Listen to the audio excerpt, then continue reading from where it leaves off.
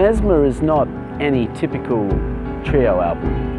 It really doesn't, it departs a long way from the jazz world into a more, I guess, cinematic world. It's a very film-like album, and we discovered these sounds not only from some of my work with composing for film, but also from just the experience of playing lots of noisy jazz gigs on, you know, testosterone-filled stages with guys blowing their heads off on saxophones, which is really, in many cities around the world, is really the jazz scene. It's very noisy, there's people shouting and screaming in the background, people drinking cocktails.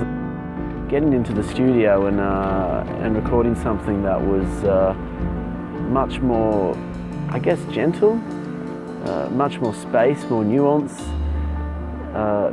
took my music into a completely new direction, and Mesmer was a result of that.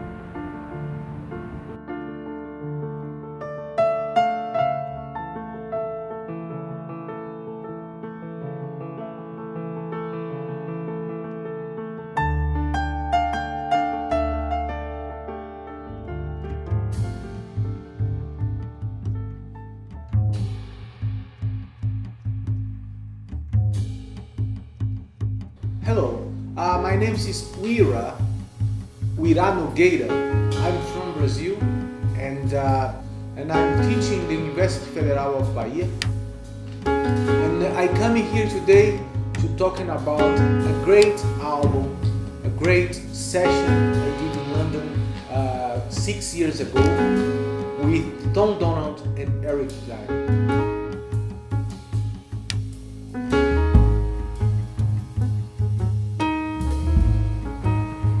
So this was the first track in our recording session. We were meant to be warming up, and I just said to the guys, I said, let's just play a groove. And 10 minutes later, we'd laid down the first track to the album. I think I was just relieved to be in a studio with fantastic musicians who were just listening to every note and nuance, and the magic happened straight away.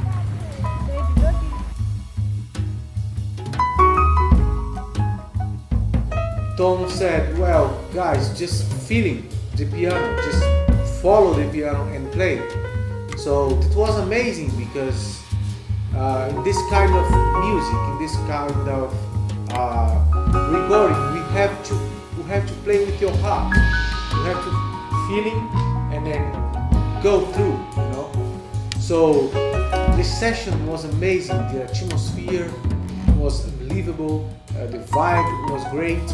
And we playing together was amazing because, you know, we never had a rehearsal with the songs.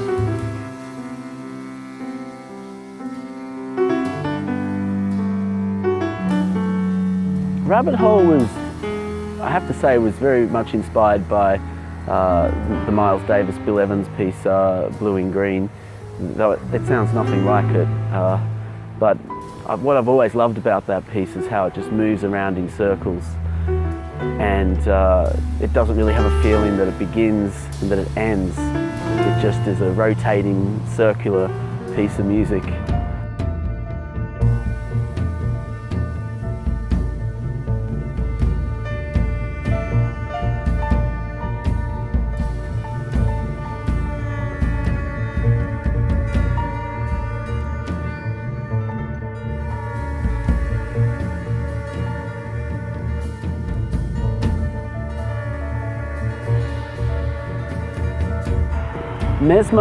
Mesmer is in two parts, and they explore different elements of a very simple gypsy-like theme that I composed.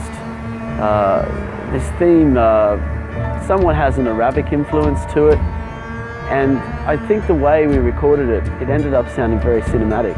Eric plays around with the loop box on his bass a lot, and we really explored every angle of that theme. It really is the centerpiece to the album.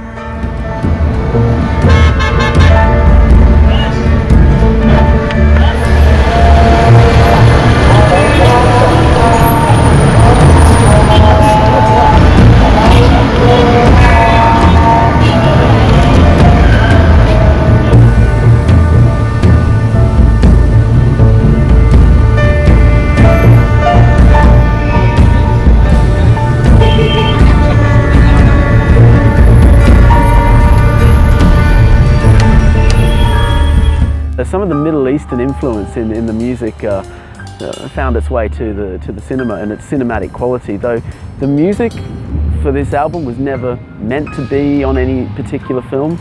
It just found its way into the cinema, which is wonderful.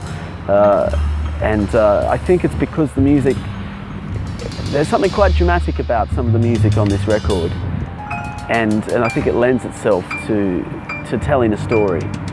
I don't know what the story is, but it's a story.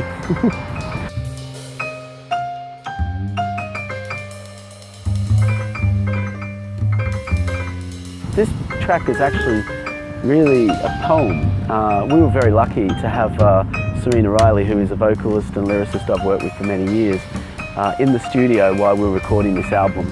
And on some of the improvised tracks that we created, and this track is just a floating bass line. Serena didn't come up with a title for this, but she came up actually with a poem for the track, and it was a beautiful short poem, almost like a short Japanese style poem, and it made just the perfect title for the track. And we were lucky to have Serena in the studio because she managed to write a bunch of small stories to accompany each of the tracks on the album.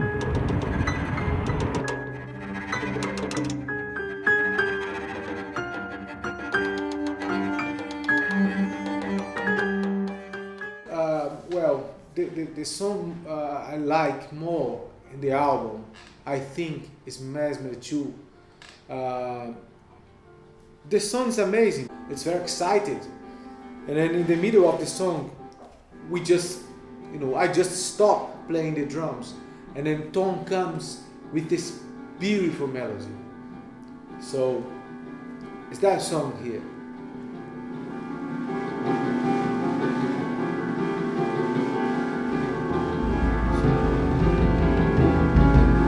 So it's a very tensionless part of music.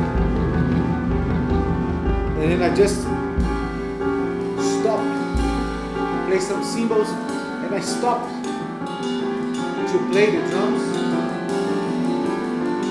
And after that, Tom comes with this beautiful melody. Now, and then after that I come with the drums.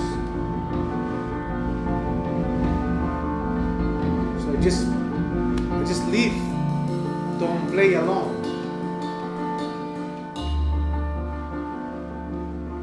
It's beautiful. This song really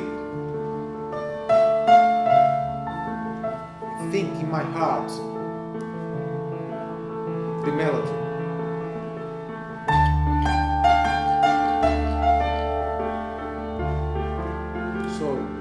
It's beautiful.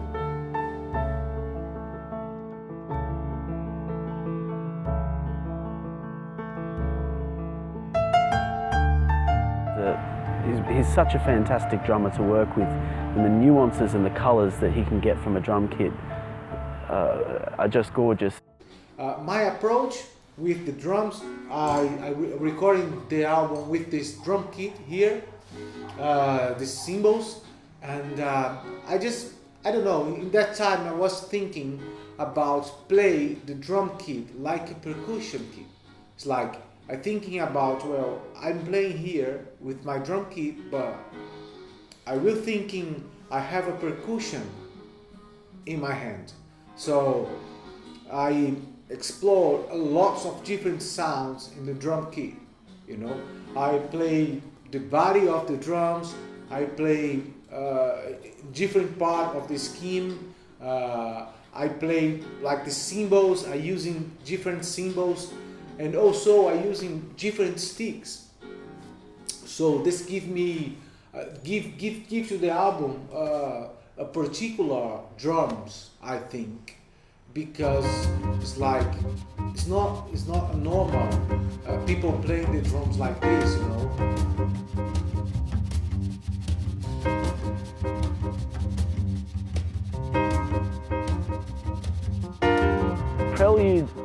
pays homage to one of Bach's Preludes from the World Center Clavier, the second one, C minor one, which is quite famous. But I didn't want to do a Jacques Lussier thing and just play the changes and give it a bit of a swing beat. I wanted to just grab a little bit of that bass line and turn it into a groove and not really let it move harmonically the same way it does with Bach. So because the whole Mesmer album is very organic, it's not really about harmony so much, this album. We just get little fragments and themes and develop it, and we develop that bass line and just turn it into a slightly funky, slightly cinematic feel to it as well. It builds to somewhat a climax in the middle, and then just by surprise it ends the same way Bach almost wrote it, just with a bit of a Middle Eastern touch to it.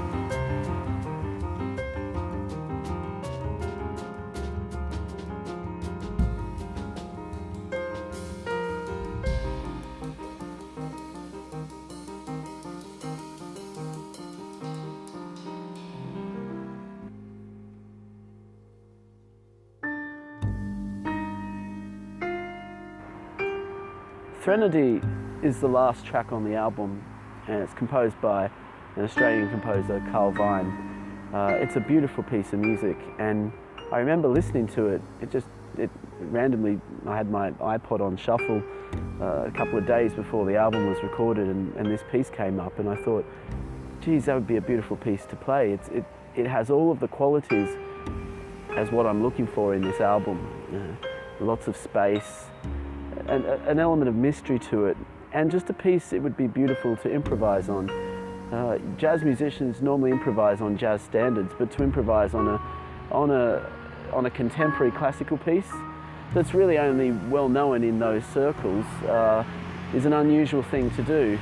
But I had a lot of fun playing around with that theme, and because I'm a fan of the composer, Carl Vine, I thought it would be really nice to improvise perhaps in the style of some of his other piano pieces, which we tried to create, and it's a beautiful final track for the album.